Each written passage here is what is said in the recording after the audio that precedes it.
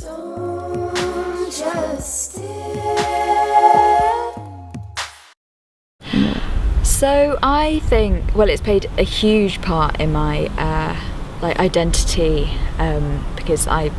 work as an artist for a living. I'm a performer, and I think there was a time last year where, despite having kind of played and written and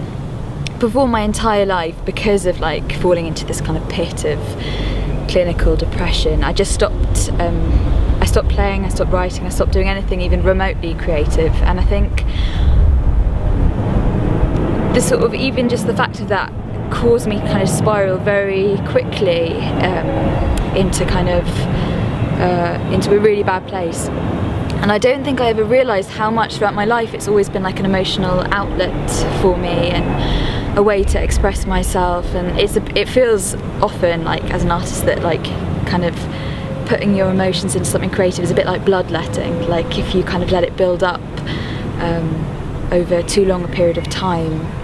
with no kind of like emotional outlet, then it can be quite damaging.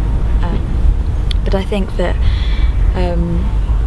when I kind of stopped, it took me a long time to kind of pick it up, and I did it kind of very gradually. But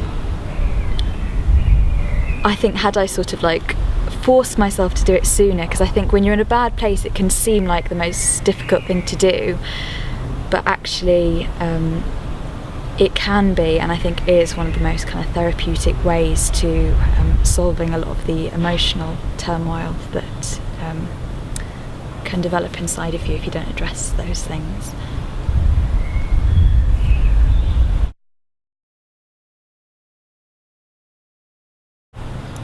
I say that you need to listen to your body, and that, I think quite a lot of the time we're not really taught to like acknowledge those feelings as, manifesting from like a certain place, so we can attribute it to kind of blame outside of ourselves or think that there's something wrong with the individual, but actually it's your body giving you a sign. I think people don't get anxious for kind of no reason, and if we can kind of listen and kind of really like think about where are those things kind of coming from, you can guide yourself onto the right path in life. And I feel like I wish someone had kind of taught me that sooner, because I feel like it's taken me going through a kind of like huge period of being low and then coming out the other side to make me realise like, fuck, I need to tune in to what my body is saying. Because even if you don't have fully fledged kind of anxiety or clinical depression, so often in life we go through ignoring what our body's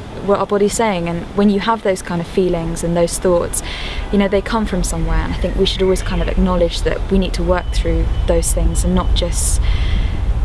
let them build up to the point where you will kind of fall into a place where you need proper like medical help. Because I sometimes think that had I addressed a lot of those core issues sooner, at a time in my life when I was made vulnerable because of things that were out of my control, I might not have spiraled into the place that I did, because I didn't have that sort of ingrained way of being and thinking that was really unhelpful to my body. Don't just